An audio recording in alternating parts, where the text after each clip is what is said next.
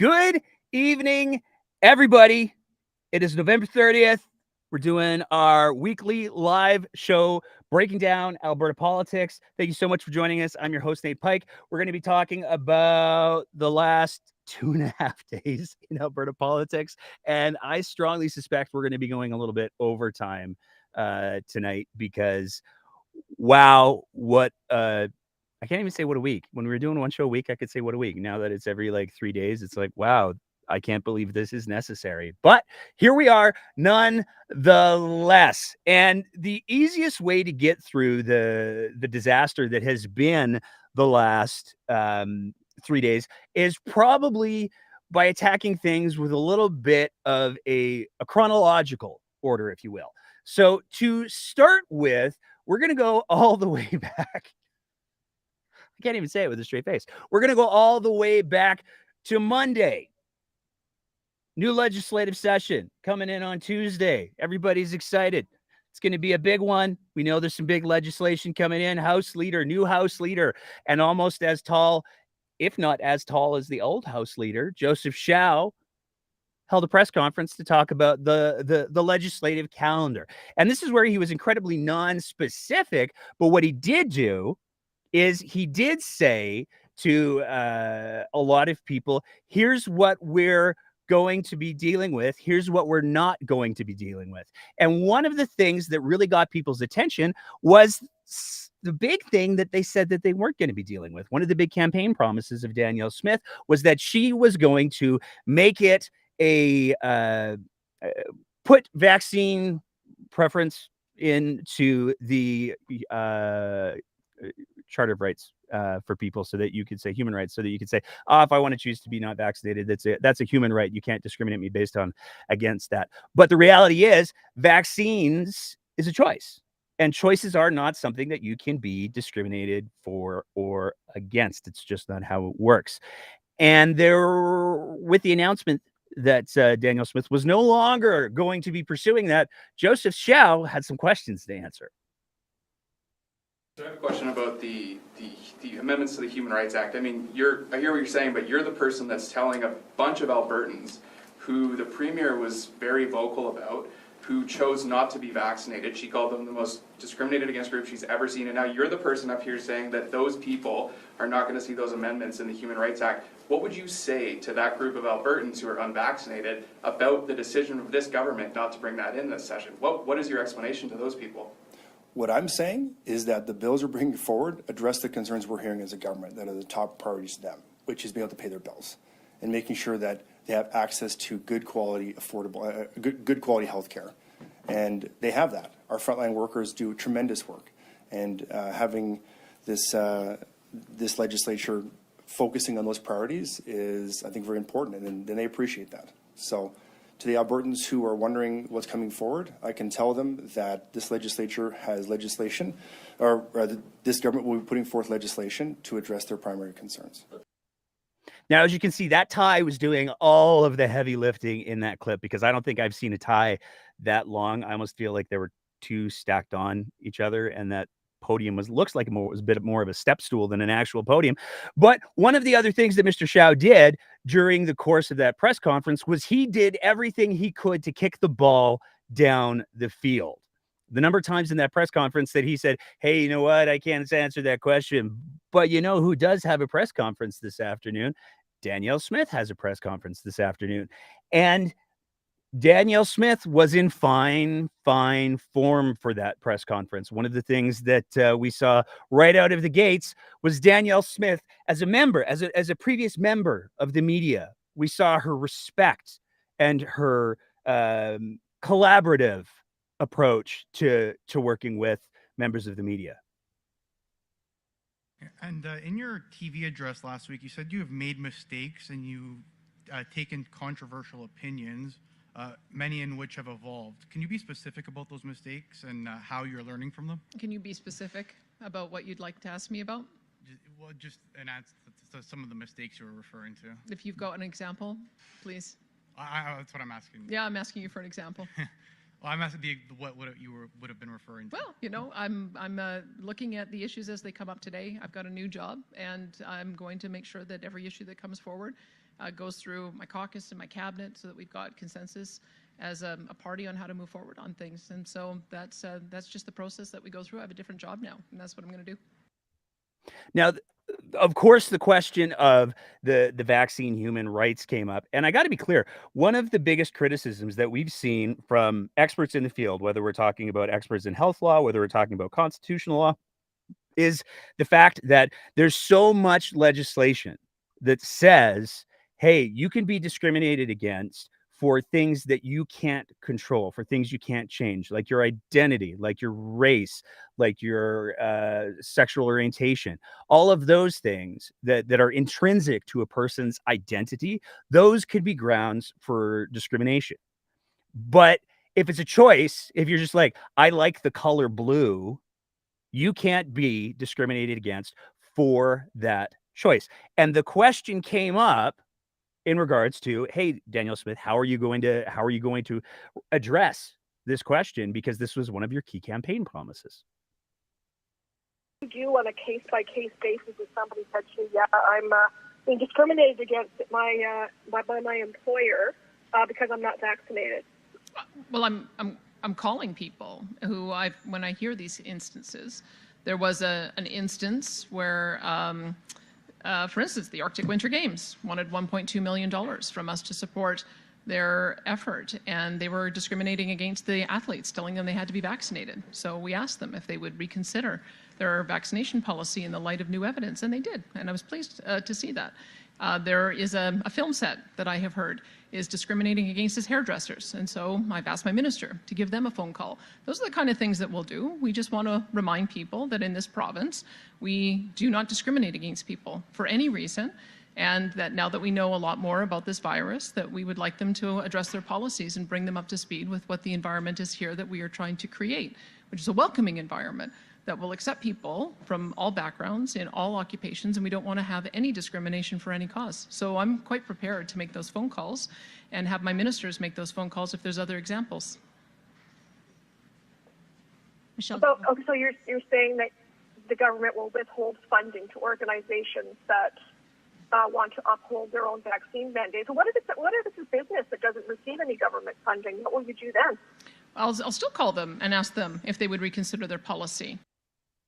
So there's a whole lot to unpack in that clip, starting with, that's a real nice film set that you've got there. Be a real shame if something happened to it.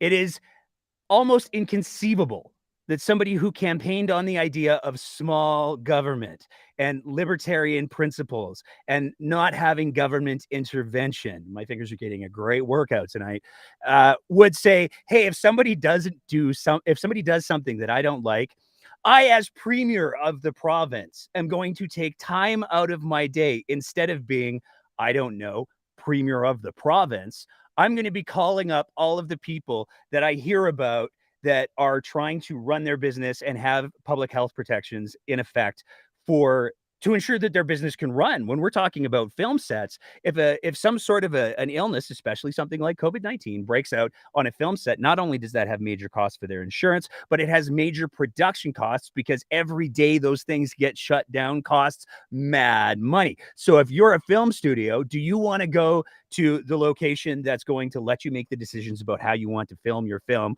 Are you going to go to the place where if you don't do exactly what the Premier of Alberta wants, she'll call you personally? The fact that she would threaten to withhold funding from organizations that are reliant on government funding in order to enrich the lives of the participants, like the Arctic Games, is really quite stunning. Because again, that is maximum government overreach. If Smith was the libertarian that she claims to be, her response would be, hey, you know what? If you guys want to do this, do what you're going to do. It's cool. If people don't want to participate in your games, I guess they won't. But instead, what she's doing is she's saying, I'm going to call you and I'm going to threaten to take away your funding.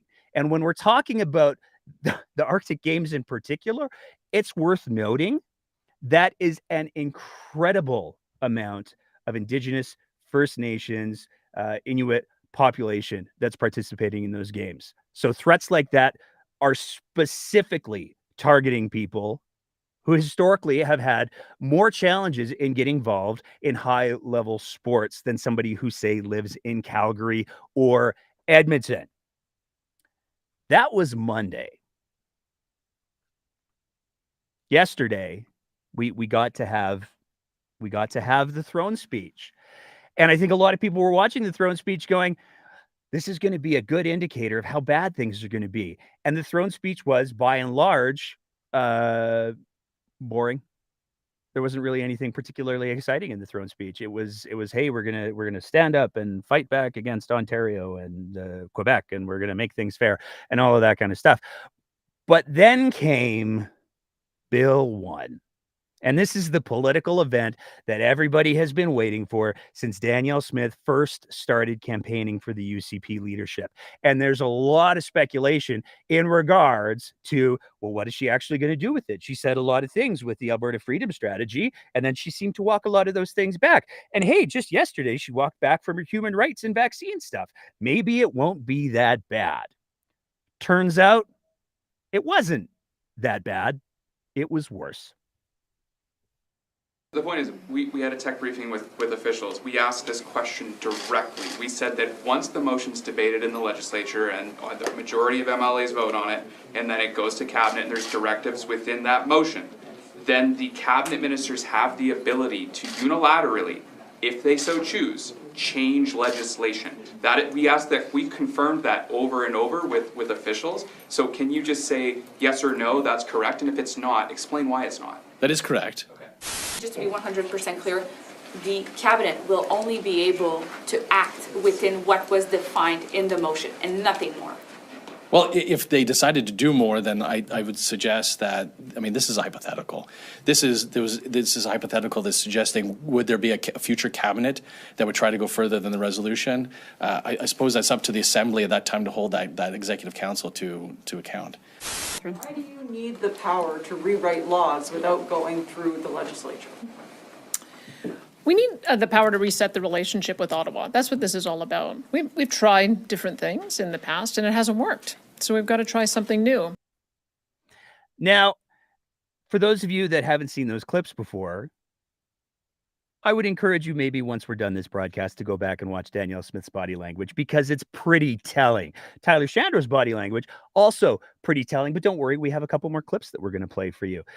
What people were reacting to is in the technical briefing. For those of you that aren't familiar with how these things go, Deirdre and I did a bit of an emergency episode on it last night, but if you missed it, here's basically how it works. When the government has a new major piece of legislation, they say, hey, you know what? We totally get that it's going to take a while for all you journalists to write your stories because this is really complicated. So we're going to have some people come in who aren't elected officials. They're the ones who understand the technical elements of the bill, and they're going to explain to you how the things are going to work.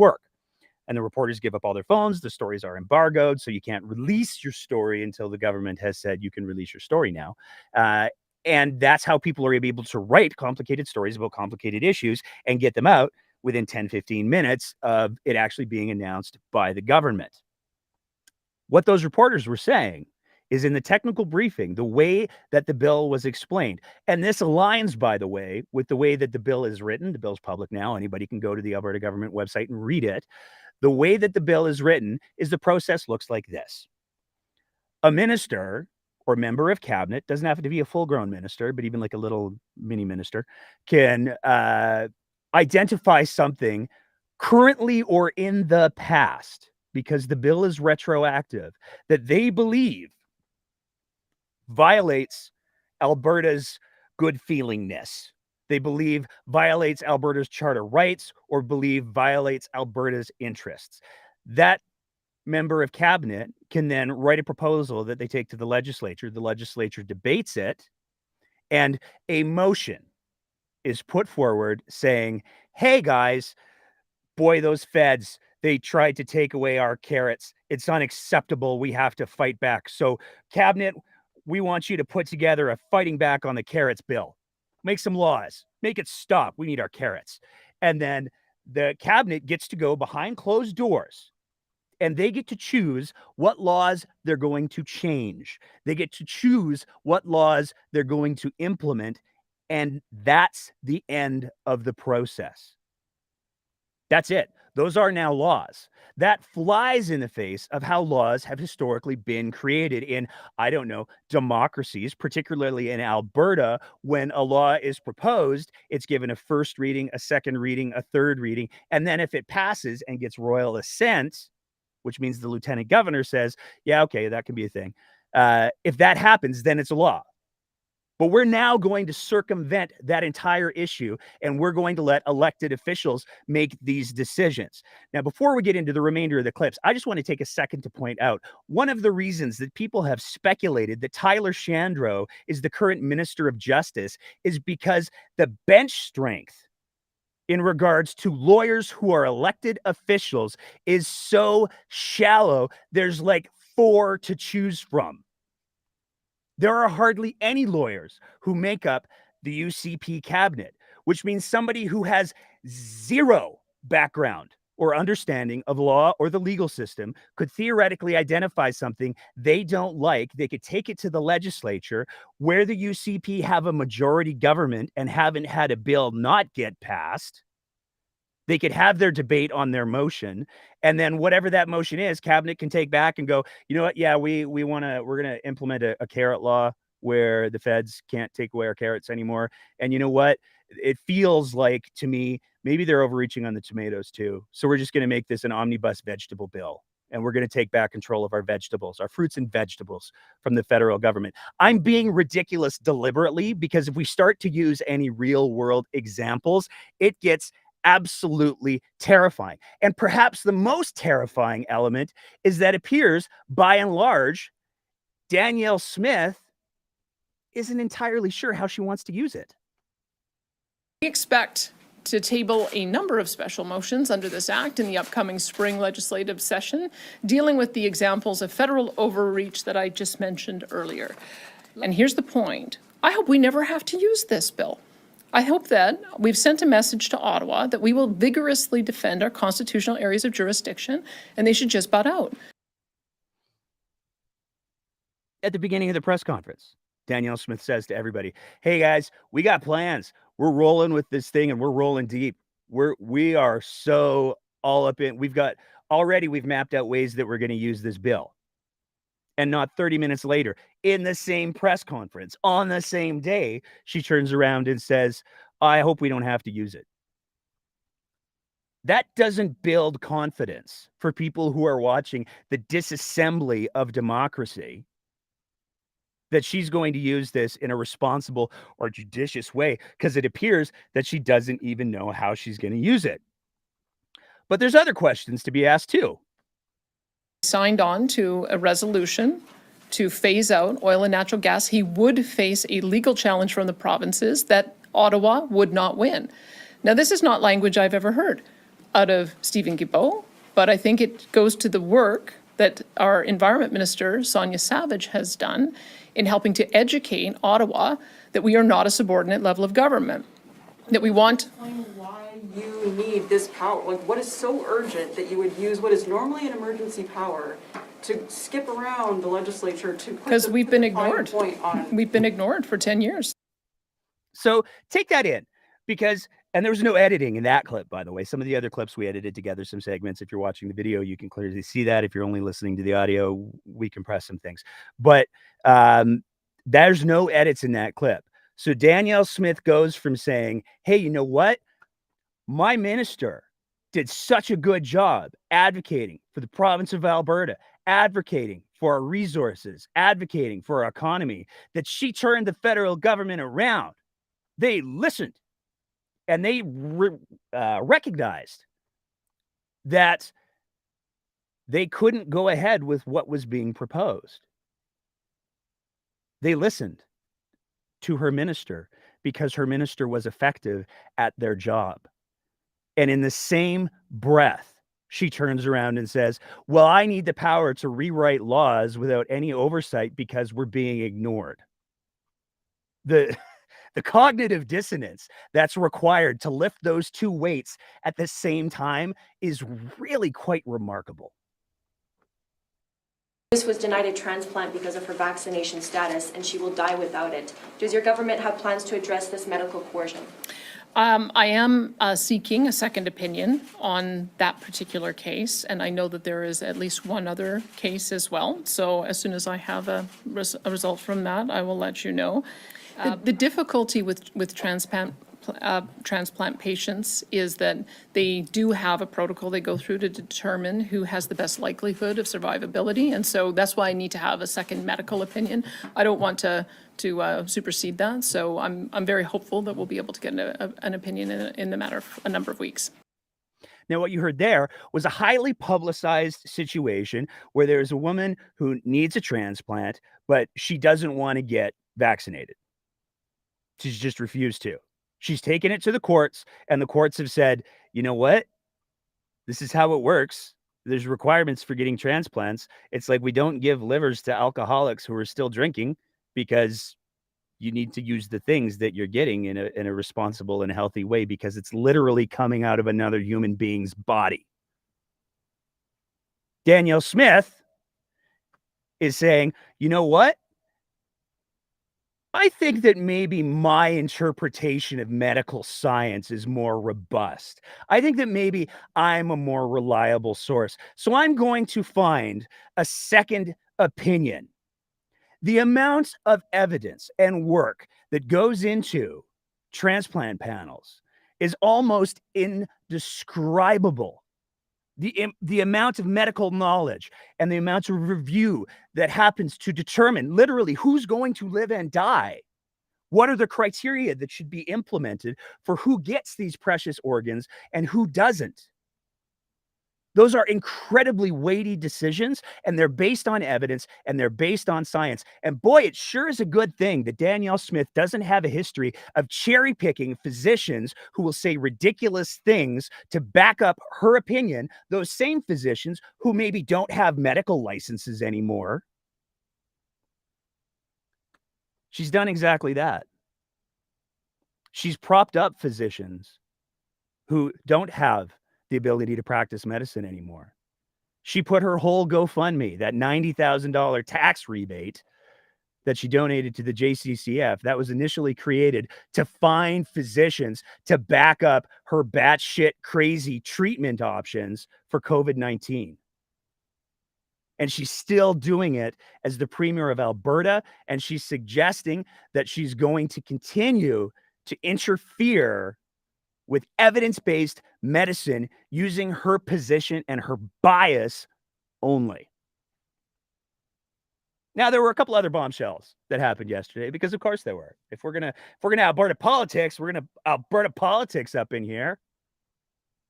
Moments after that press conference ended, almost as if it was done deliberately, this was tweeted out. That is the official resignation from ex-premier of Alberta and to many father of the United Conservative Party, Jason Kenney, where he said, I have resigned as member of the Legislative Assembly for Calgary-Lougheed. So this isn't just, I've quit the party. This is peace. I'm out. You guys can have your legislature. Thank you to my constituents for the honor of representing them in Parliament and the legislature over the past 25 years. And then he issued a statement. We're not going to read the whole statement, but there's a little soupçon of flavor at the end that is really worth digging into. From the left, we see efforts to cancel our history, delegitimize our historically grounded institutions and customs, and divide society dangerously along identity lines. And from the far right, we see a vengeful anger and toxic cynicism, which often seeks to tear things down rather than build up and improve our imperfect institutions. Gosh, I wonder who fanned all those flames. I wonder who made all of those issues such a big deal for so many people. Jason Kenney is exiting the building with the same speed of the kid who was playing with matches and gasoline near the curtains and realized that he lit the whole damn house on fire. It's very clear by the timing of this announcement that this was designed to do a couple of things. And we're going to talk about what the implications of some of those things are. But before we get to our panel discussion and our open house, where we're going to invite all of our Twitter listeners to jump in if they have some thoughts, tread lightly, Deirdre and I are coming prepared after last night. Not saying, just saying. we saw a rare statement from the Calgary Chamber of Commerce. Now, typically, Calgary Chamber of Commerce doesn't overtly get involved in politics. That's kind of not their jam. They'll quietly nudge and give elbows from the sidelines, but it's very rare that they will issue a statement that says, however, the chamber remains concerned that the proposed Alberta Sovereignty within a United Canada Act will impede new investment in the province, reduce business certainty and stability, and create challenges for businesses to attract and retain talent. When the people that you're advocating for, when the businesses that you're trying to protect are the ones that are saying, ruh-roh, it's maybe time to pay attention.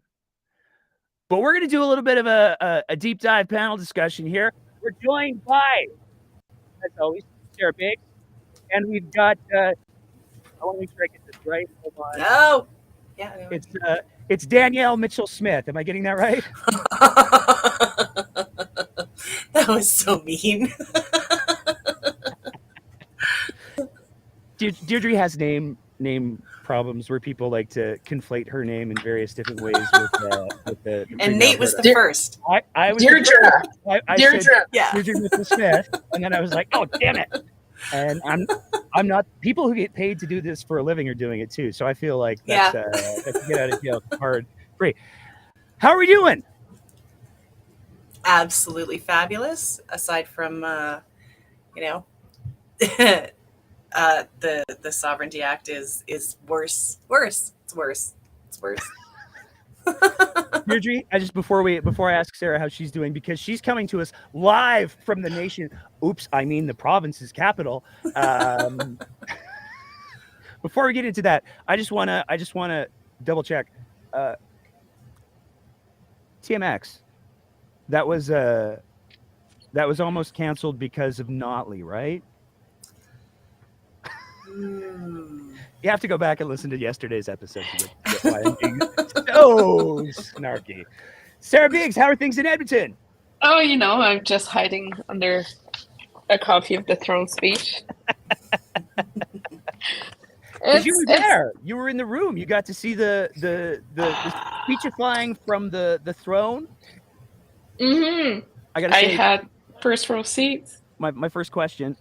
Was the brass band as good as it sounded on TV? Because I was in the car when that started playing, and I was just like, how come this isn't the music on hold for all the press gallery? So I was literally like 15 feet away from the brass band. Not even. They're really, really, really, really good.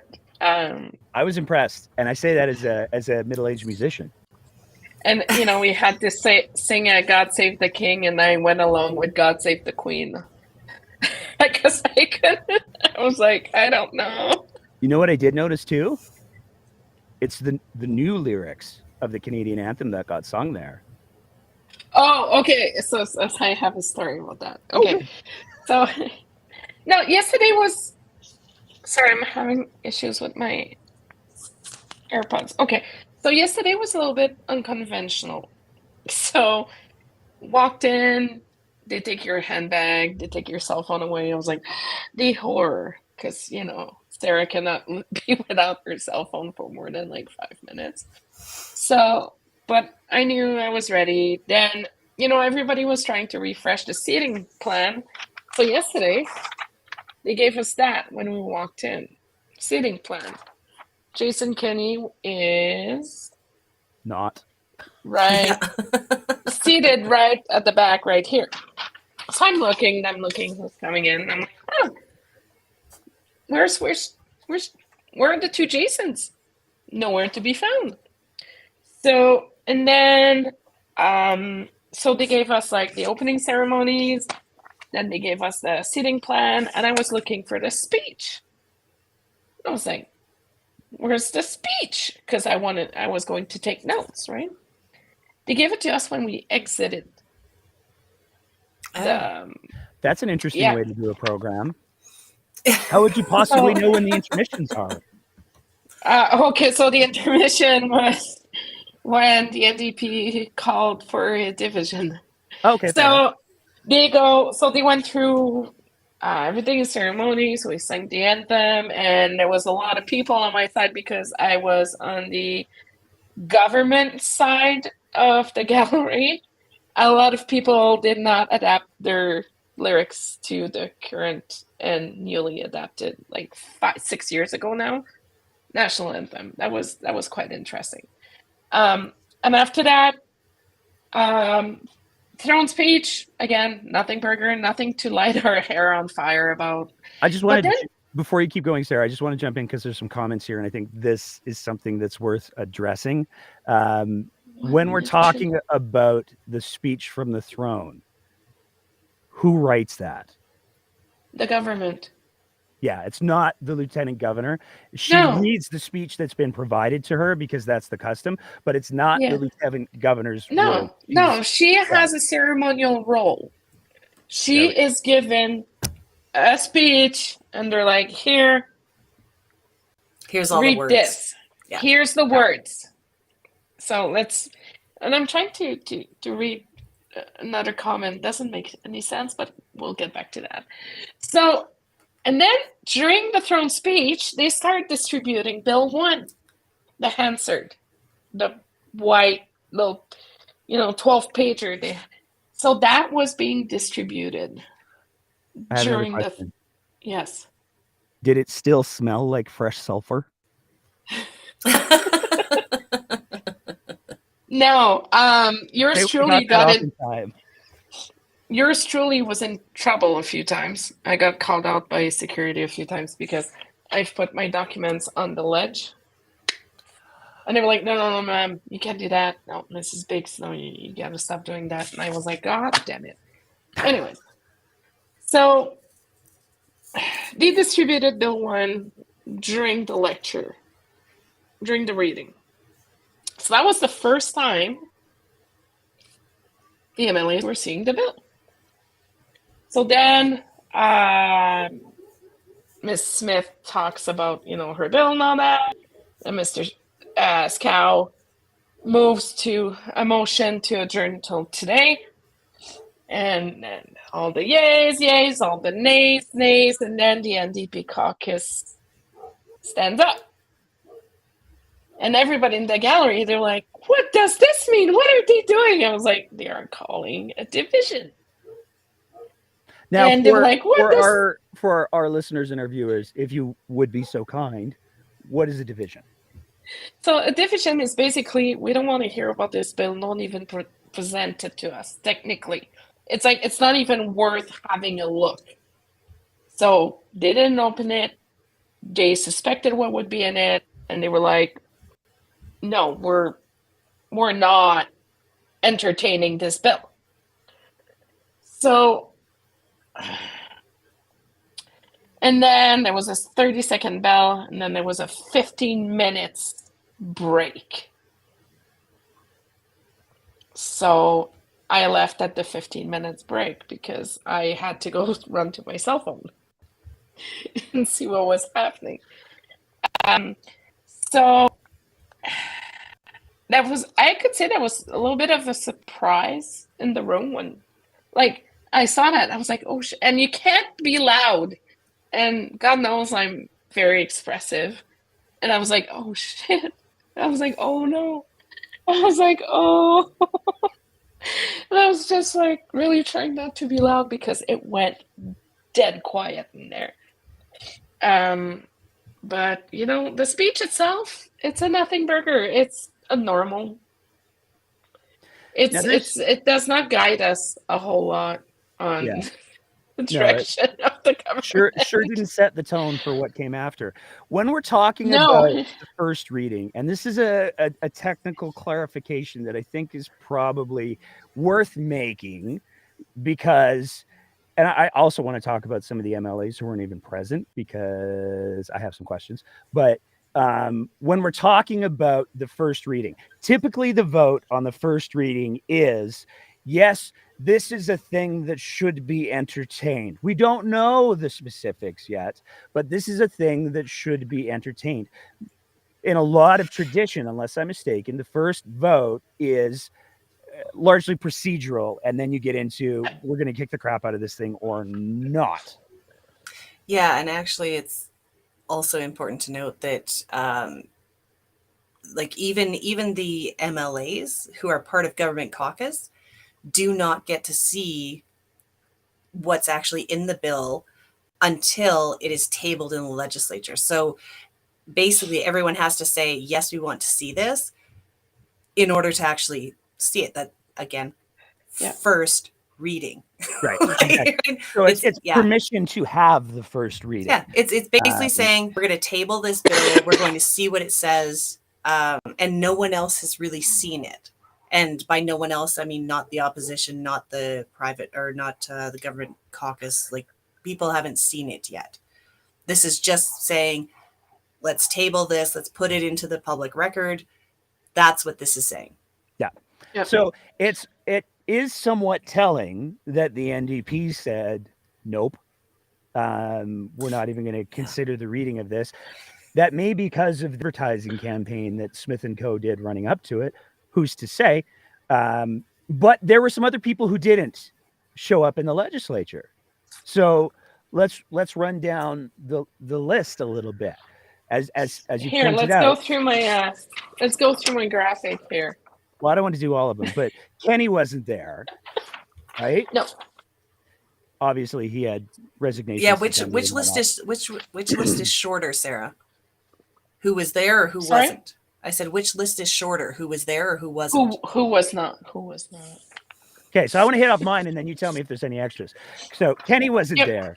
Jason Nixon, No. who has been morphed into Joseph Shao, the very tall. Is there a height requirement? Both super He's tall. like 6'7". He's oh my god! super tall. I feel like Settle so down, short kitty next cat. to those guys.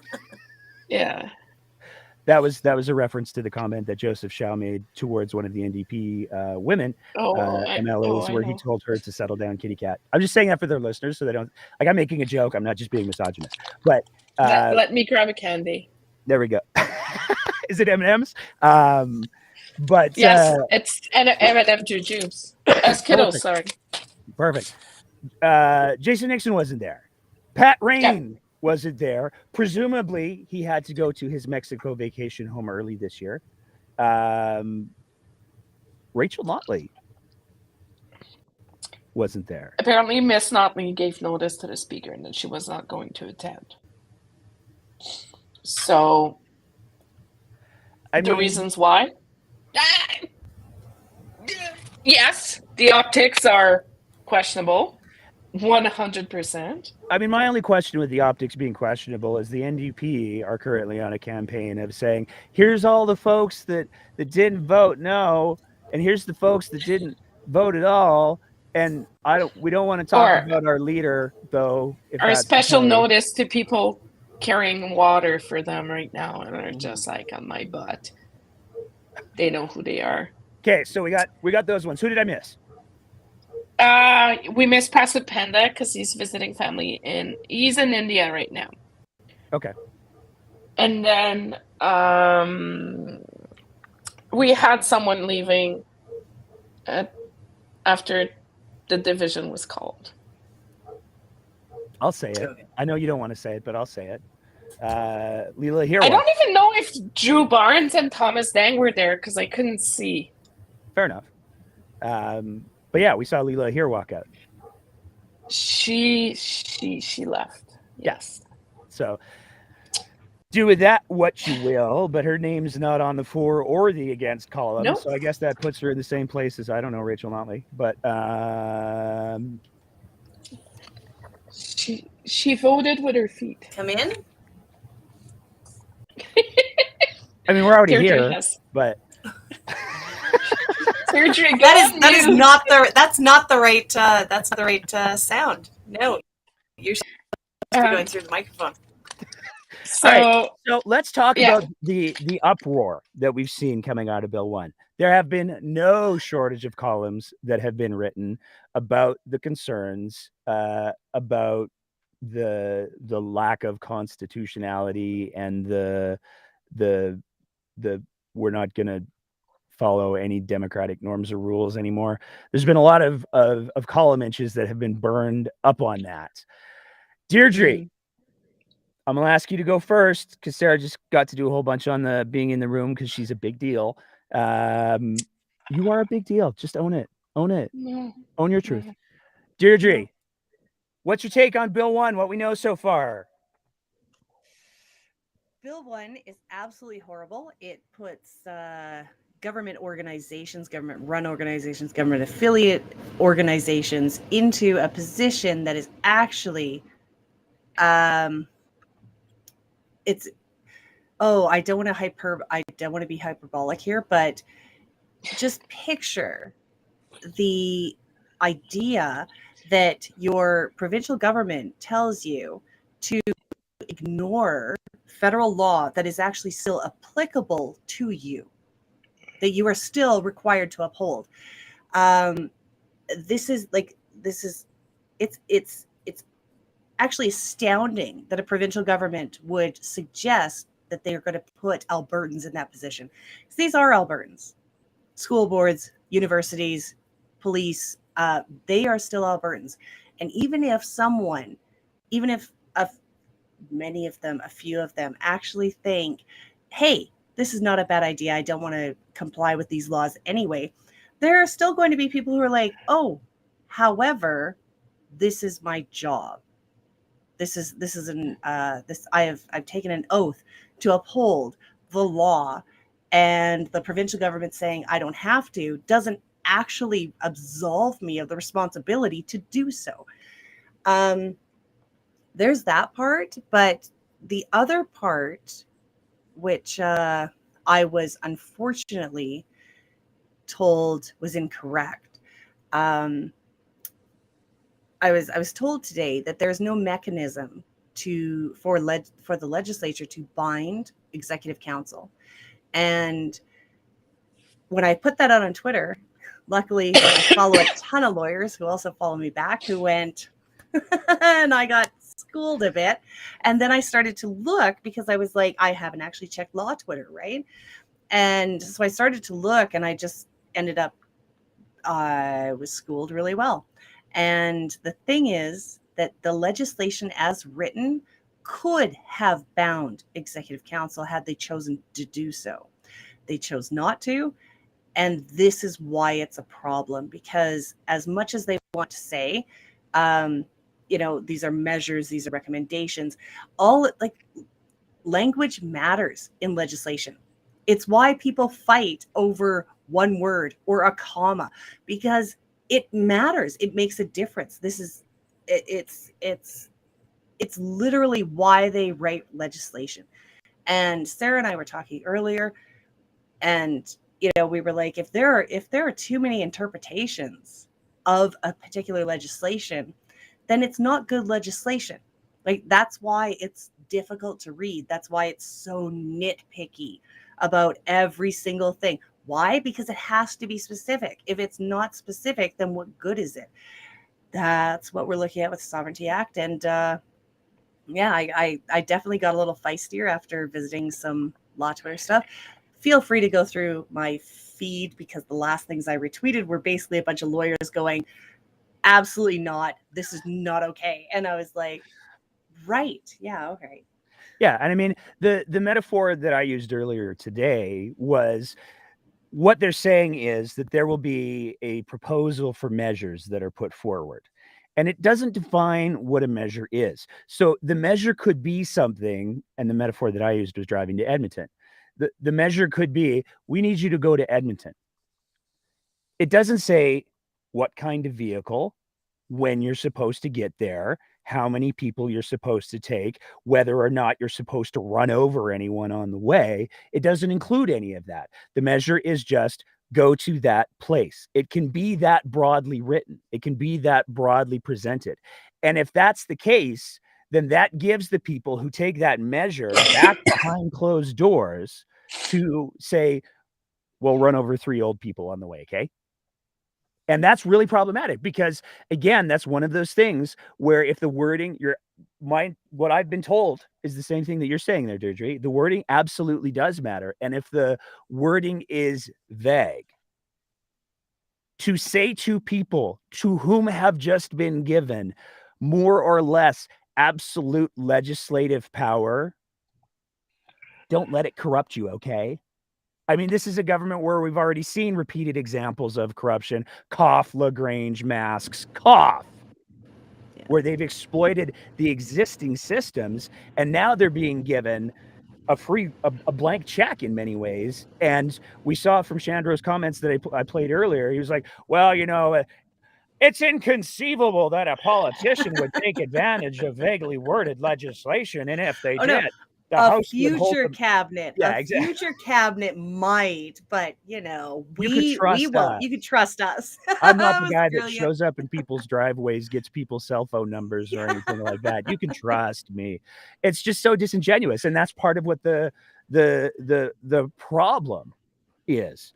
Sarah, I know you have a slightly more pragmatic approach on this. It's not fully digested yet, let's put it that way. I have been in a fairly conservative bubble for the past 72 hours, and I'm trying to Sarah, get out of that. Oh, yes. No. Okay. I'm trying to make sense of it. I read it 100 times, and I feel like I'm back in Quebec with. Let me tell you how growing up in Quebec is when you have some legislation like that. Are we gonna include some poutine and smoked meats in the story? No, cigarettes though. That came after. That came after. No, I'm gonna point out to Carlos here. I'm just seeing a comment here. Pragmatism went out the window in the moment this crap bill was handed down. Yes. But in order to have a clear mind, I need to remain somewhat pragmatic to look into it. Just saying. Quickly, while responding to comments, Barnes was present. Okay, cool.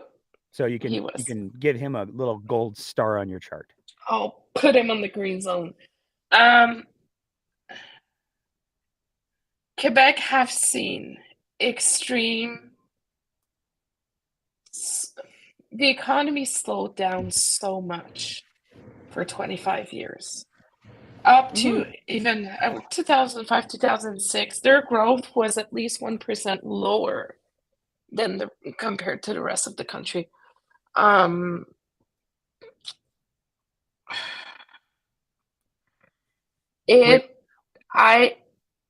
just want to say we have like a couple $1 billion surplus, right? Yeah. Okay.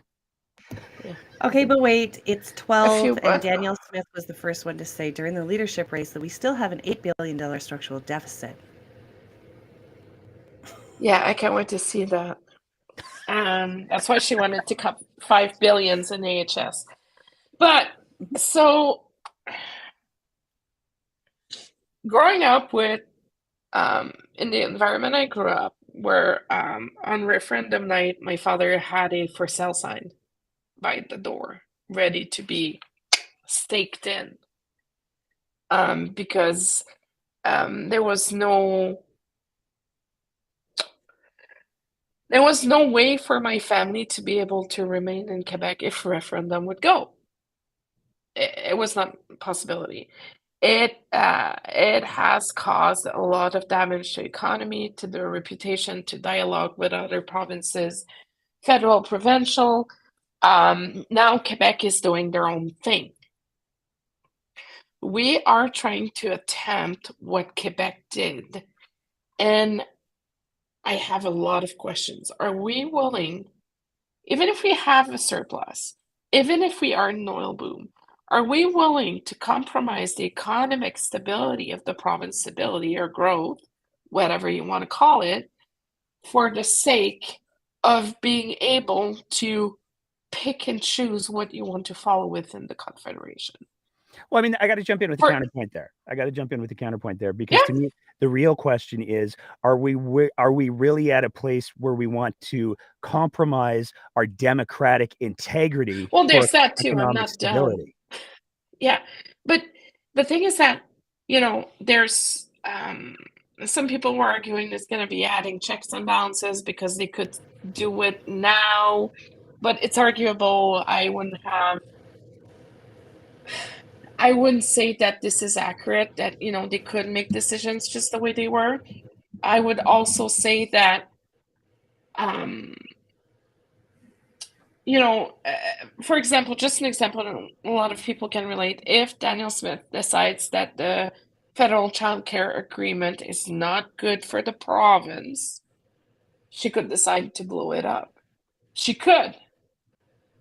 Because some will say that it's not good for the private operators. Some will say that there's too many strings. Some will say that there's a gag order with the contract that comes with it. It's an extremely badly written bill. So here's what my question is. Let's. And I'm trying not to light my hair on fire. I'm trying to, not be angry, but it's not good. I had phone calls this morning. My phone was blowing up. People were already losing investments. So here's my question. Let's do the thought exercise, because I'm seeing that we've got a lot of teachers in the space tonight, and I wanna go down this road, and I'm gonna deliberately ask Deirdre this question because I'm a good poodle. Let's say that for one reason or another, Danielle Smith and the UCP decide to recognize that the situations in many Alberta schools are largely untenable. Teachers are burning out. There is an education crisis going on, and it is a real problem for education. Let's say that the UCP say, you know what? The federal government, they haven't been supportive enough, or they find some mechanism by which to blame this on the feds. They take that debate to the House, the legislature, and they say, we got to fix education. We got to support these teachers. Trudeau isn't providing enough money. We sent him so much money, it doesn't give us any money back. It's constitutionally unfair. It's against Alberta's interests. And let's bear in mind some of the ivermectin arguments that we've seen from our premier. This is not a tremendous leap. Let's say that the House, that has a UCP majority, says, you're right, fix education. Is there anything in this bill that prevents Cabinet from taking back the mandate of fix education and saying, we're gonna nationalize teaching, and we're gonna set a specific pay grade? This is what everybody gets. This is what we're gonna do, and we're also gonna lower all of the standards for what constitutes a teacher. If you've ever wanted to be a teacher, have you seen Good Will Hunting? Good enough. Come on in. What's to say? What mechanisms exist in this bill to prevent that? Okay, so yeah, this is actually kind of a tough one for me, because education, yes, like we do have a standardized bar, let's say, across the country, and there's an expectation that we meet that. However, education is pretty much fully provincial as a jurisdiction. And okay, so like, I mean, the only thing I can kind of think might come up, let's say, the point that I'm getting at is there's no mechanisms in the bill to prevent them from doing that. Once they get that motion, once they get that mandate from the House to do the thing, there's nothing in the bill that says you have to debate and provide specific steps. You have to, it doesn't say that. No, but it's easy to get a mandate. It's easy to get a mandate from the House when you're majority government. Yes. Right. That's kind of where a lot of people, including myself, were like, is something like the Sovereignty Act really necessary? Because if you have a majority government, you can say, we're going to do this, and you have the majority votes, so then you technically can do it. It just takes longer. Well, and we have to redefine the relationship. It's gonna That's be her, not me. No, the relationship status is gonna be upgraded to it's complicated. Like, That's let's true. just Yeah. be honest with ourselves. We got a speaker on the Twitter machine who wants to chip in, and I always love what he has to Who say. that? Zayad, my friend, what's going on tonight? Hi, thanks. Yeah, I'm having fun listening. I've got some Christmas music going in the background here, so hopefully you can hear me over it. It sounds festive. Yeah, I was looking at some aspects of the bill. I was looking at the webpage for Alberta Sovereignty within the United Canada Act, and it's harder to find the wording of the bill itself. And it is. You have to sort of follow a link to go to the legislature website, and then you can find the bill there. As you know, I got some exposure to the standard of review part of the law through the Alberta School Mask lawsuit. And so the thing that struck me out of the bill, two things. One is that in the preamble, it keeps talking about the people of Alberta expecting the Parliament of Canada and the Government of Canada to respect the Constitution. And then there's another preamble phrase about expecting the Parliament of Canada and the Government of Canada to respect the Canadian Charter of Rights and Freedoms. But there's no expectation listed there for us people of Alberta to expect the Government of Alberta to respect the Constitution and the Charter. Now, further below, when it comes to that standard of review, so, you know, when a government behaves as naughty kids and lawyers get together and take the government to court, one of the tests to see whether the government behaved properly is what's called a standard of review. And so I'm not a lawyer, but from what I've learned, the standard of review that was used, let's say, for example, in the school mask lawsuit, came from a Supreme Court precedent called Vavilov, which was between correctness and reasonableness. So correctness is, if the judge had to do the decision all over again, with the evidence all over again, how would they do it? And reasonableness is more about the process. Like, is the process followed the one that should be followed by the law? Well, what the government of Alberta has done with Bill 1 is said that for a bunch of lawyers to get together and sue the government, saying what you've done here under the Alberta Sovereignty Act, yada, yada, is wrong, is they've made the standard of review patently unreasonable. Like, so unreasonable, it's patently unreasonable. And this standard of review was taken out by a previous Supreme Court decision called Dunsmuir as an unacceptable standard of review. So I kind of find it funny that this act is trying to bring back the standard of patently unreasonable, which the Supreme Court, 2 judgments ago, ratified by Vavilov, says, no, you can't set that as a standard. And just the process by which this bill is coming in is itself patently unreasonable. So, you know, I guess my feedback's in 2 areas. One, the preamble, where the bill isn't holding the government of Alberta to the same constitutional and charter standards as supposedly we're holding the government of Canada. And then the second is that it's setting an overly high standard of review for the government's behavior if there's a judicial review or a court challenge that the Supreme Court has already wiped out 2 decisions ago. Thanks. I love it when that dude comes on and talks. I really do. Although I'm super curious whether or not he was at a hockey game or a train station, because I have. But I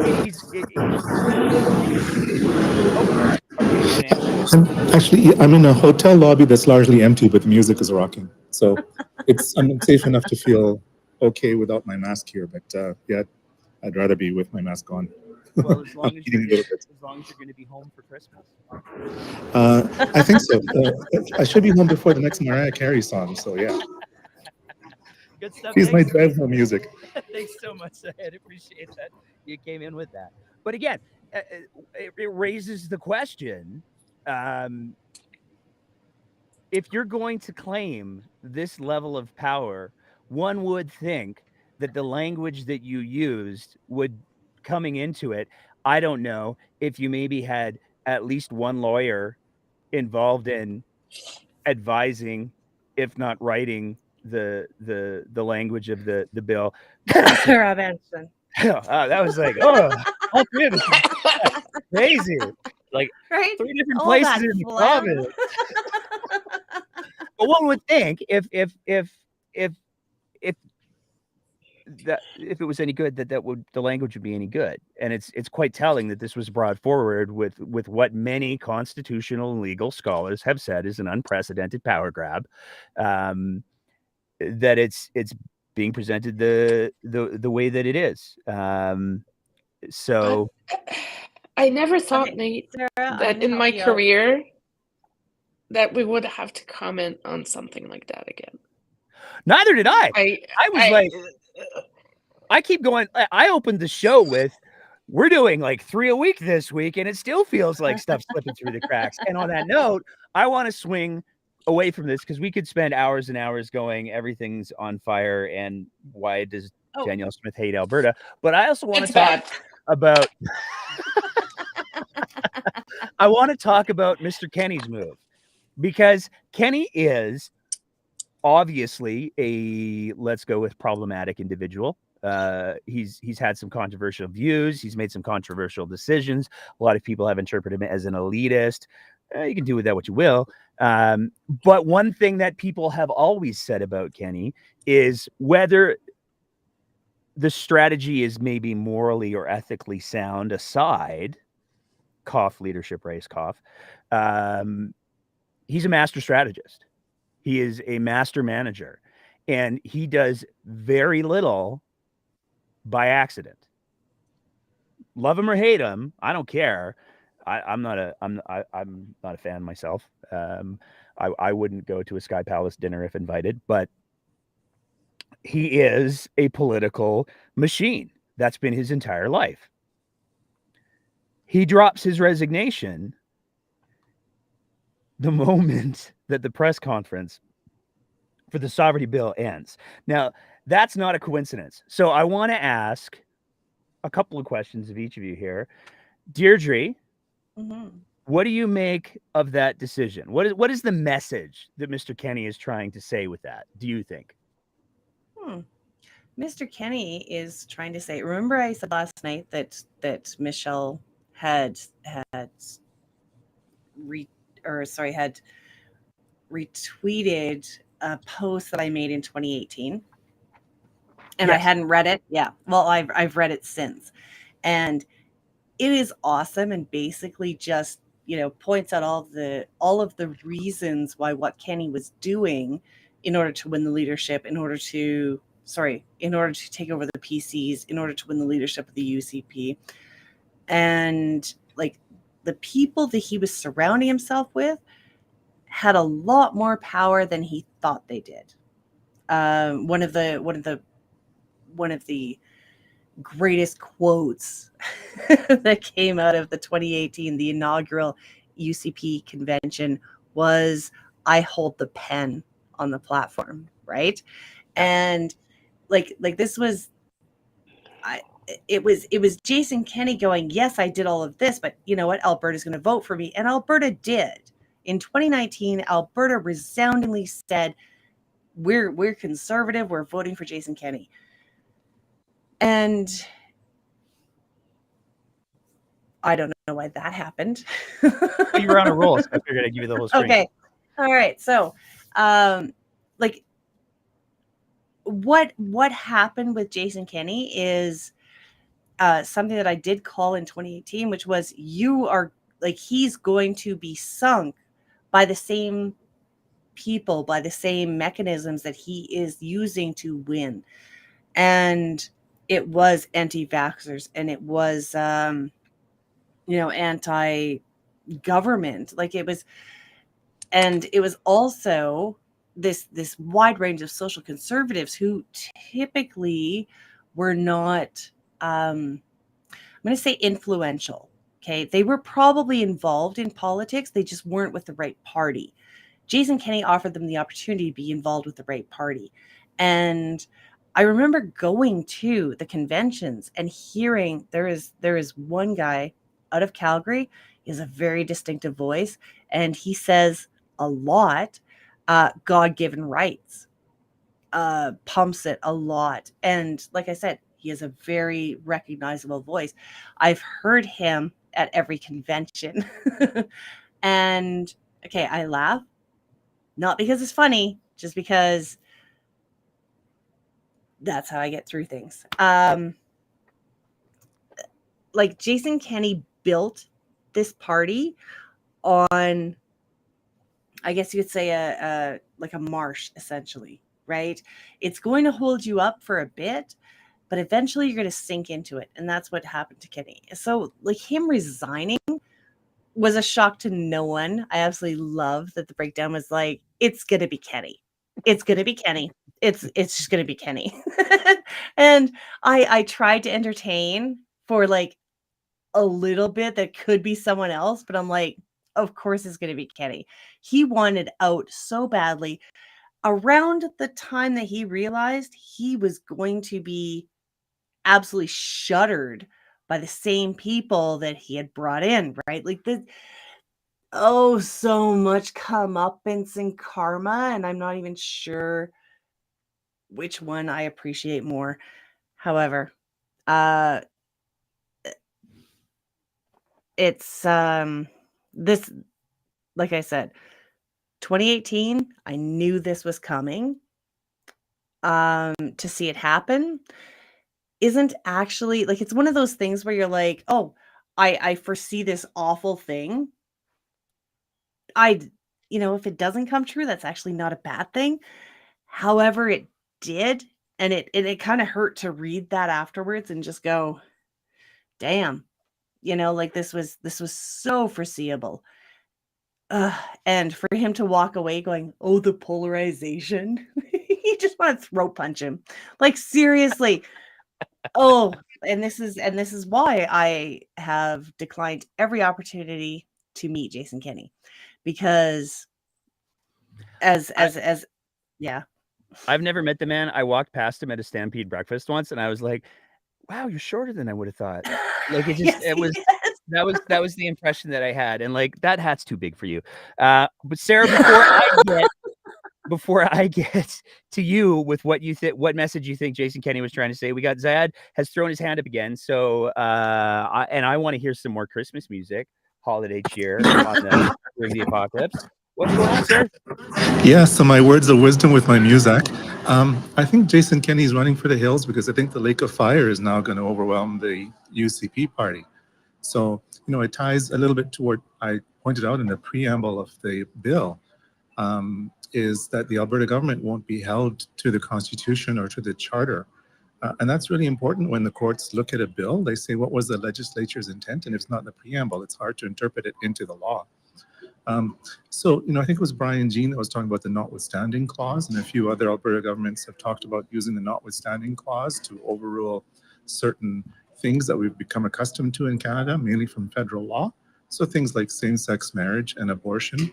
So we know that there are elements of the UCP and of Take Back Alberta, the sort of group that's running the engine underneath the UCP, have wanted these things overruled for a long time. And this bill allows that to happen. Unlike the notwithstanding clause or section 33 of the charter, it doesn't have the protections on it being overused. And just for some background, the notwithstanding clause is where the majority can overrule the rights of the minority. So, for example, in Quebec, it's the French language majority can overrule the right of the English language minority to have English labeling on signs, etc. And, in Alberta, we have our own use of the notwithstanding clause. Ralph Klein invoked it in 2000 against same-sex marriage, and the Supreme Court overruled it in 2004. No, So when Danielle Smith is talking about he didn't invoke federal interference in Alberta territory, Alberta rights, we know same-sex marriage and abortion are hot issues for Alberta social conservatives. And it looks like this bill is their vehicle to make that happen. And to make that happen without the transparency and the accountability of a notwithstanding clause. So, No, I don't think they're going to go there. I don't think they would go there. And Ralph Klein didn't actually invoke the notwithstanding clause, but he did threaten to do so. Actually, he did. I just looked it up. Oh, You did? shut up. Alberta's legislature, under Klein's government, included the clause in Bill 202, which amended the Marriage Act to only allow unions between a man and a woman, effectively blocking same-sex marriage. And I know that because, Oh my God. but this is where it gets cool because he was talking about doing it with adoption and then backed away from everything. And this is where we got schooled because we received a comment from we said that it was 1 year. I can't remember the year. And it was actually a year earlier. And we got schooled by one of the people who adopted the kid, which I was just like, oh my God, you listen to the show. But And if I could briefly tell a story about how Jeb Fink, comedian and morning show host, rules is the best ever. Okay. I was in Strathmore at the Strathmore Rodeo, and on the Saturday is the running of the bulls. And Jeb Fink was on an X lift or a scissor lift with Katrina LeMay-Doan and Ralph Klein. This was around 2004, 2005. And Ralph had been working all of his rural people. He had been going to all the stalls and seeing the seat cheering and the calves and things. And he was on this lift, and Jeb Fink was wearing a bright pink shirt. And the rodeo announcer was teasing Jeb Fink about his shirt. And Jeb Fink responded back to the rodeo announcer, "What are you talking about? I can get married in this shirt now in this province." And I'm in the stands in Strathmore watching this preparation for the running of the bulls, and I'm killing myself laughing. And my daughter and people around me are looking at me going, "What the hell are you laughing about?" And I went, "Oh man, this is the funniest joke for this situation I've ever heard. And Jeb Fink, you're a king." I actually got to spend some time working near Jeb Fink back in the 8 Channel days. We're going back into the Calgary history for folks there, but he was one of the morning hosts at 8 Channel, and I always found him to be quite nice. Dave, what's his name? Cornoyer. No. The dude from Full House. Dave Coulier. Oh my God. Coulier. That guy's I was like, dick. it's his name.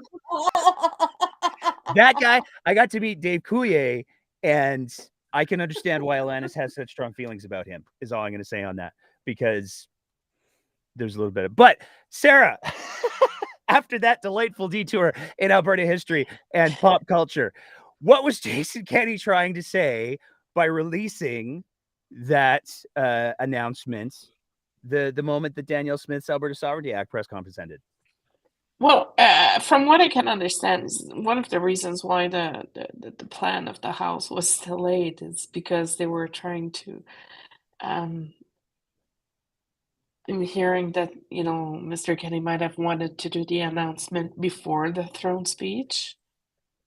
Try to get a little bit of thunder. That's what I'm hearing in the background. And they were really working really hard in overtime to try to convince him to scale it back a little bit. Basically, what Jason Kenney wants to say is, not my clown, not my show. See you later. He's washing his hands off. So here's the thing. Kenney was one of the architects of the UCP. He brought the province where it is right now. Some things were good, some things were not so great. But let's remember that, and I need to choose my words extremely carefully here. We need to remember that the reason why we are here today is because of Jason Kenney. And we cannot forget that he had all the tools in the world to be able to prevent all of this to happen. So it can be open for discussion. It can be, we could talk about vetting. We could talk about vetting committee, the LEOC, the party president, everything. But at the end of the day,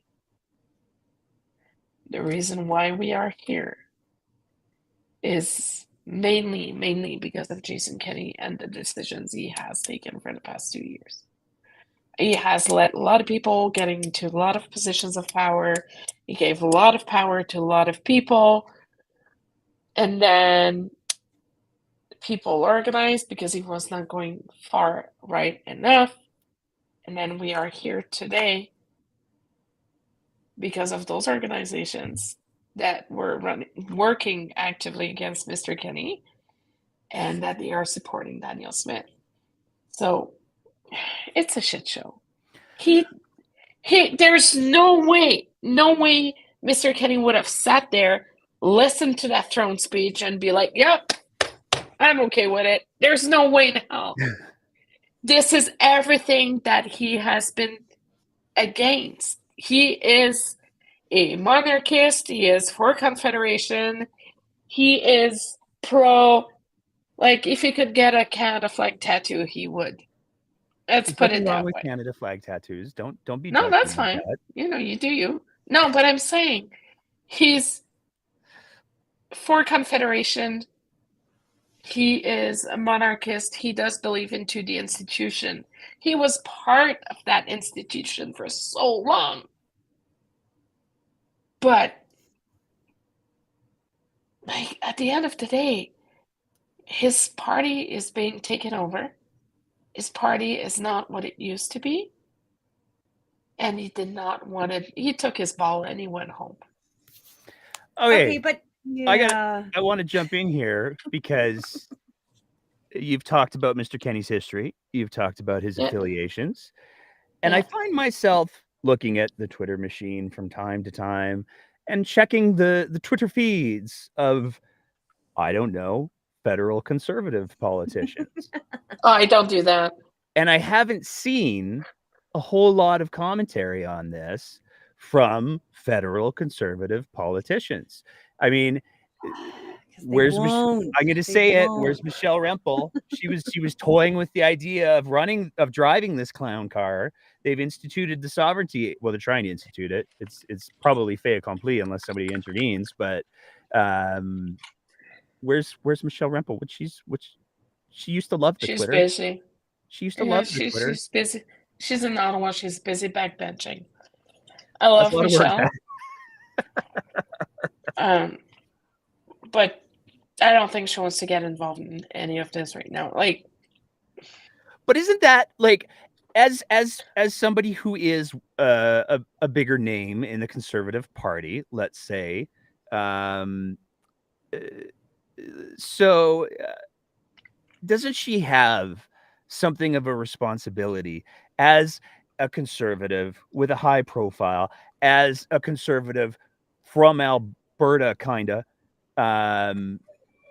Thank you, Deirdre. Calgary, Oklahoma. Doesn't she have, like, isn't there a piece of representing the constituents? Because let's bear in mind, this is a piece of legislation that directly impacts the federal government. And if the Conservatives ever want to form federal government again, this is going to be part of their sandbox.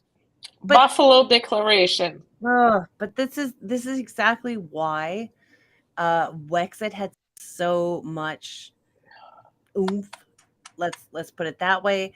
Like, Reform took over the West back in the day, and Reform could not get votes east of Manitoba, and the Progressive Conservatives were like, okay, so our agreement is basically tenuous, and this is actually exactly how we ended up with a united party federally, because all of these Western provinces were all like, oh, no one's representing us.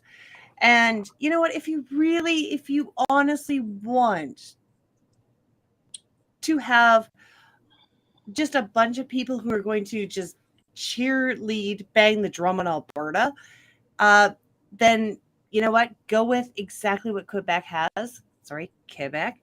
Go with what they have, which is a party that only represents Quebec. I mean, we could honestly have a party that only represents Alberta, and all of those people could be elected to just go to Ottawa and just pump Alberta's tires. However, apparently we actually want to form government too. And we can't do that if we're going to be all pro-Alberta, which is exactly the reason why the Bloc Québécois cannot form, like she said, government. I think it's pronounced Quebec. No, but they weren't. When the Bloc Québécois was formed, Québécois. When the Bloc Québécois was founded, They were the official opposition because they blew shit up. Yeah, but that's the thing, right? Is they can actually form official opposition, Yeah. just in fucking Quebec, and Alberta cannot. Like, oh my gosh! But I realize, also, like, yeah, if we pair with Michelle, Saskatchewan and Manitoba at the same time, like maybe we can be the official opposition. maybe, But but no. By the way, right? Keith, But that's not how you spell the swear word. I'm just saying, huge spelling Tabernacle. mistake here. Nice. Yeah, but it's not how you spell it. Oh, and But also, I only know Tabernacle from when Justin Timberlake was that character who said Tabernacle a lot. I don't remember who that was. Someone help me. What did Justin Timberlake Michelle, play? oh my god, I don't Deirdre's care about gone. Justin Timberlake. Deirdre's left the building Deirdre's now. gone. So, but Michelle Rempel signed the Buffalo Declaration as well, right? She did. So we need to remember that. So So did like she's staying in 13 her corner other right now. MPs. 13 other MPs. But Rempel also backed away from it. Like she actually wasn't. She did, but she is still on the website. She's still on the website. Okay, I want to She bring backed away, it but back. I want to bring it back because we're wandering. It's fun, but we're wandering a little bit. And I want to talk about Jason Kenney some more because I think there's some implications to what he's done. And the implications are, as it stands right now, Calgary Elbow does not have an MLA. Calgary Lougheed doesn't have an MLA. An MLA. And this forces a couple of different things because we now have 2 constituencies out of 87 that no longer have MLAs. Both of them UCP. Both of them UCP. By the way. And one of the potential implications of this is there's been a lot of debate as to whether or not Danielle Smith is going to honor the fixed election dates of May of next year, or if she's going to try to slide it into the 5-year constitutional requirement because it's more expedient. If Danielle Smith leaves 2 constituencies empty, she has to have an election in 6 months. Yes.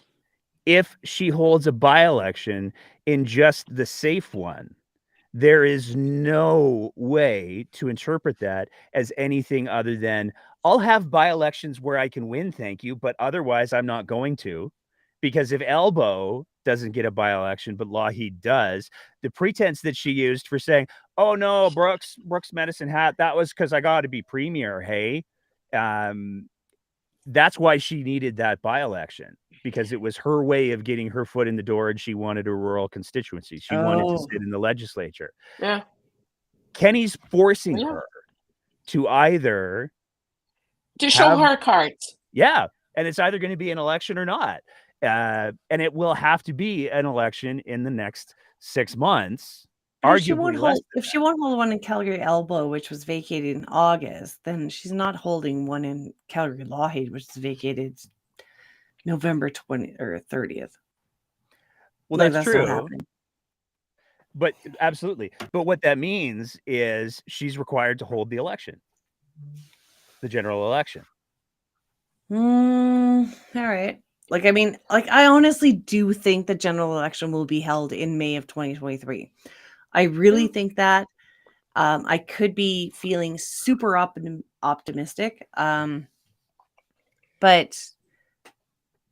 I don't see any reason for it not to be held. And unfortunately, the reason I don't see them holding off is because I think they can still win this.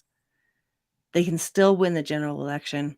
Smith's campaign, election platform, plan, whatever you want to call it, her strategy is pretty sound. I'm not saying that as someone who is supportive of it. I'm just saying that as someone who understands that her election strategy is kind of sound. It is a very unfortunate place to be in.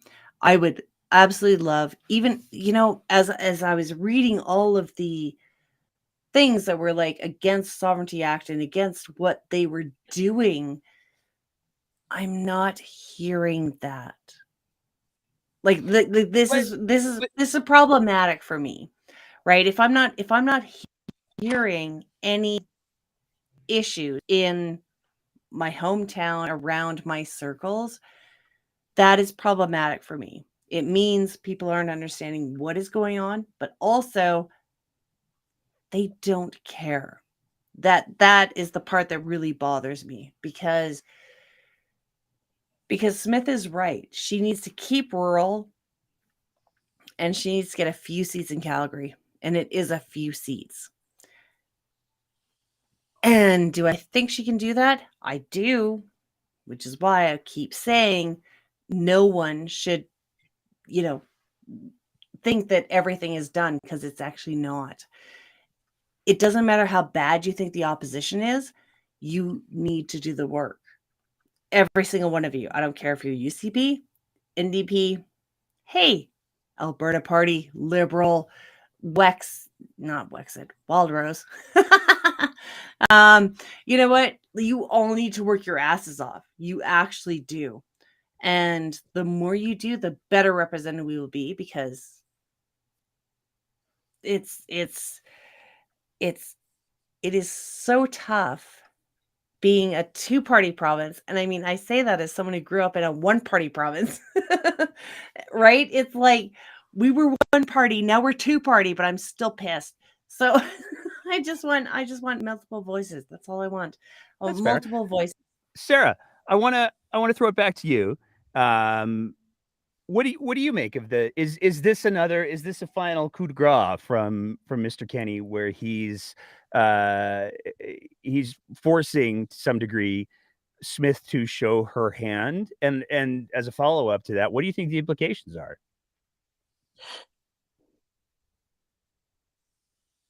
So, yes, he totally tried to force her to show her hands, because there was always a possibility that, so it's all going to depend on how polling is going to show. So she presented Bill 1, then there's going to be a few more bills coming up.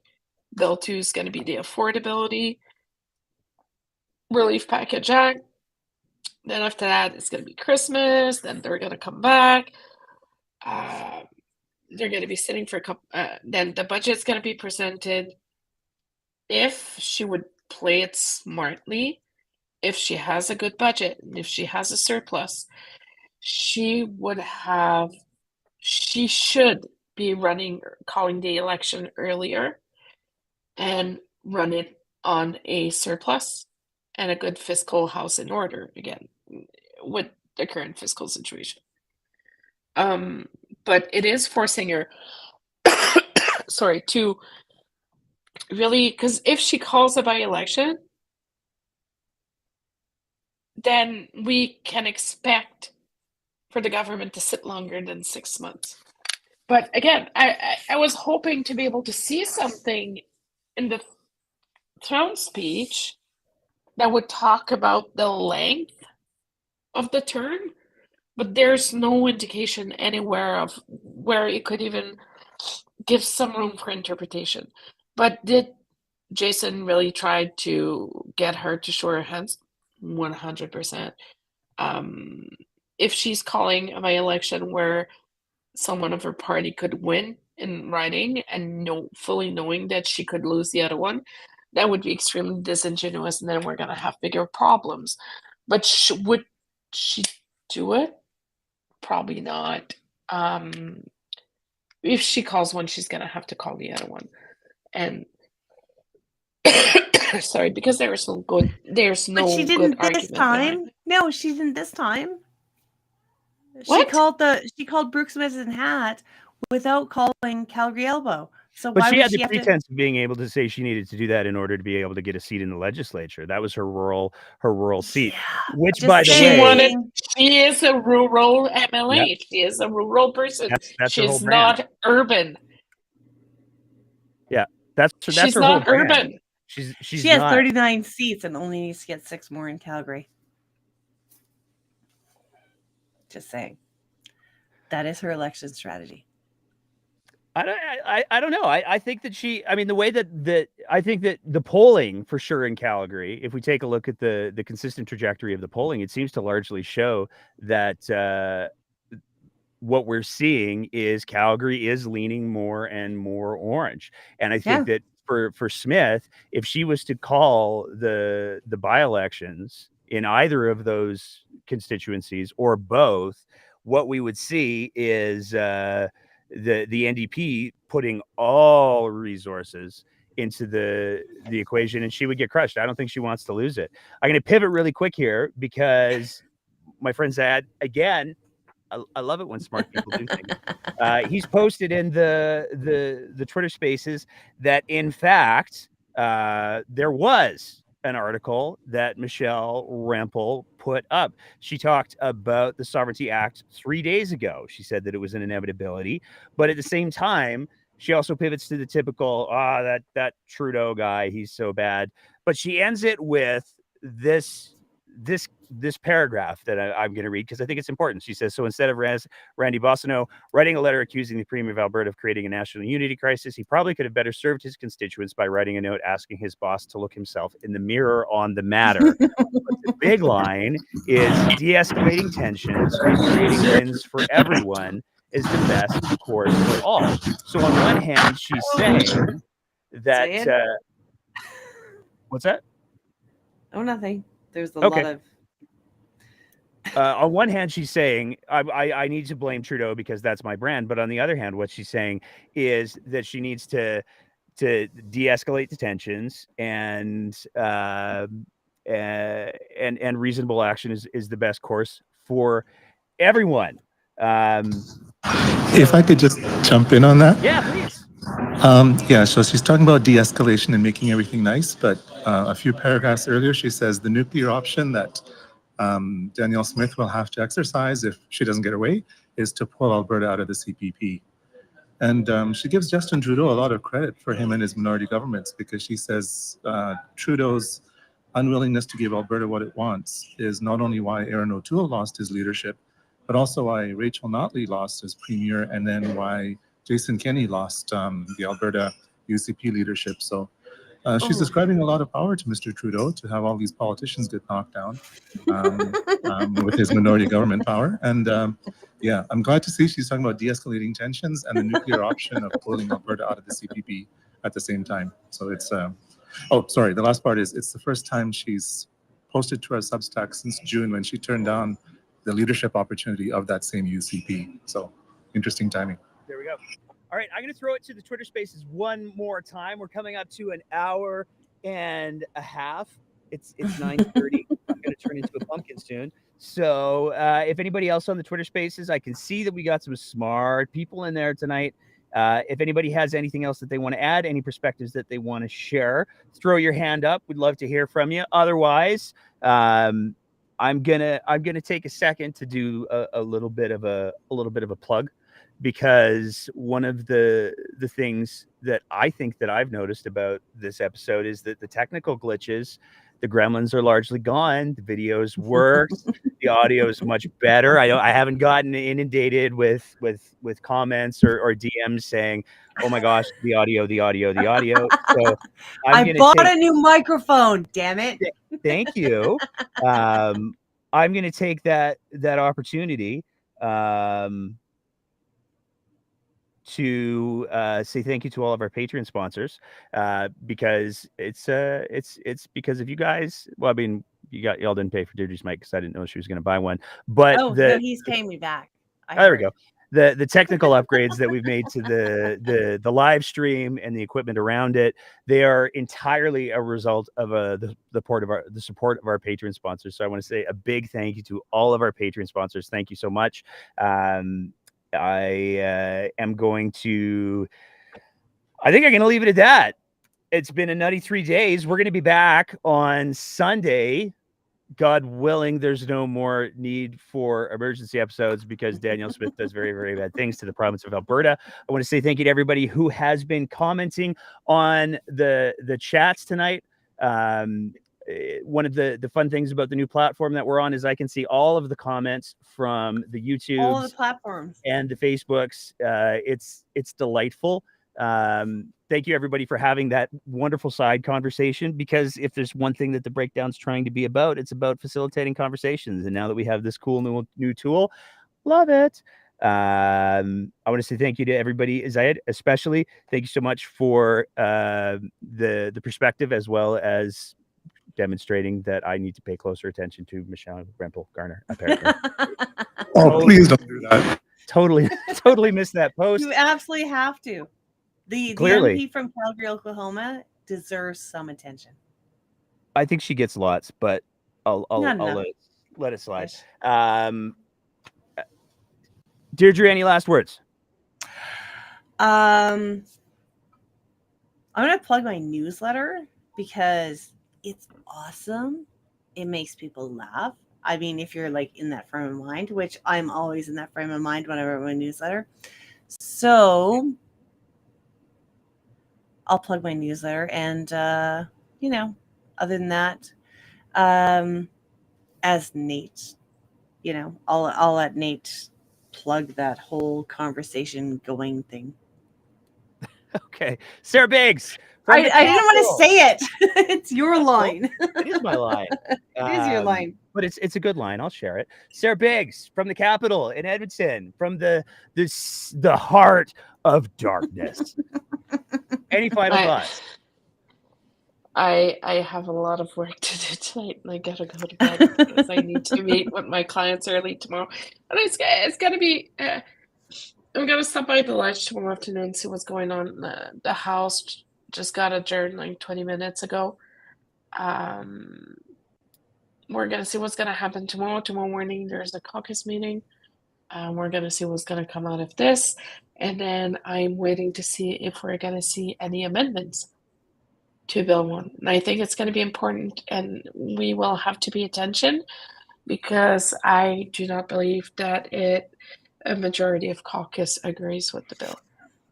Well, here's hoping not. And I mean, I can say that I've spoken to a few folks off the record a little bit who have who are MLAs, who are UCP MLAs, who have raised some pretty big concerns about this. And so I think that one of the things that we're going to see is either some pretty major amendments or some more drama, which would be totally on brand for Alberta. Anyways, the only thing I've got to plug other than the Patreon is if you're interested, if you're willing, if you're perhaps bored, I had a fantastic conversation with Dean Blundell today and his jolly little group of friends. It was a much different tone than we normally have here on the breakdown, but it was a fantastic conversation, and you can check that out on Dean Blundell, the Dean Blundell show. He's got the podcast, he's got the YouTubes, and I'll be honest, it was his crew that helped us sort out some of the live streaming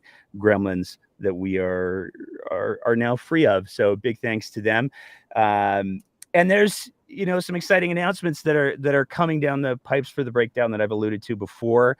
There is a let's call it a network of podcasts and streamers that are going to be working together in the very near future, trying to bring a more measured, sometimes humorous, mostly more accessible discussion around politics and civil society. Over the next little bit, there's going to be some announcements coming out over that, so stay tuned for that. In the meantime, I want to say thank you to everybody who participated tonight, even if you were just listening. Really appreciate it.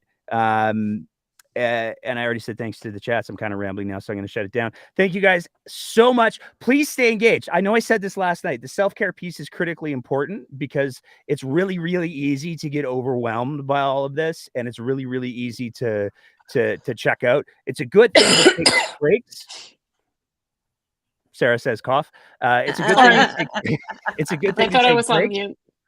But you got to take care of yourself as well, and you got to stay engaged, because if there's anything that's been made abundantly clear over the last couple of days, it's that this fight is just getting started. Alberta Politics is only going to get more dynamic, and I'm probably going to need to get some more dynamic t-shirts to keep up with that.